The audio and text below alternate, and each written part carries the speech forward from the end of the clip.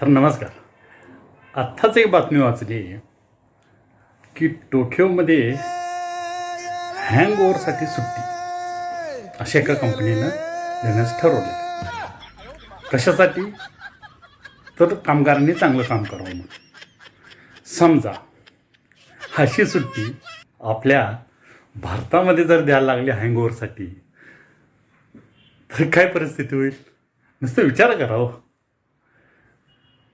की दारू पिऊन तुम्ही आलाय, तुमचं डोकं धरलंय म्हणून तुम्हाला सुट्टी दिली गेली. हा, काय भारी वाटतंय की नाही? ऐकायला पण भारी वाटतंय की नाही? अहो, त्या कंपनीने दिले तशी सुट्टी, त्यांनी सँक्शन केलेलं आहे आणि त्याच्यासाठी त्यांनी दारू पण त्यांनीच प्रोव्हाइड करणार आहेत. का तर कामगारांकडनं व्यवस्थितपणे चांगल्या पद्धतीने काम करावं म्हणून. आता खरंच यातनं काम होणार का नाही आता काय माहीत नाही. आता तुम्हाला जर हे खरंच खोटं वाटत असेल किंवा मी काहीतरी सांगतोय असं वाटत असेल तर नाही, शेवटी मी तुम्हाला ते कात्रण लावून देतो. बघा, वाचा, पेपरमधली बातमी आहे. हां, आणि विचार करा, तुम्हाला मिळालं तर सुट्टी काय हरकत नाही. शनिवार रविवार रोजच शनिवार मग हँगओव्हरचा.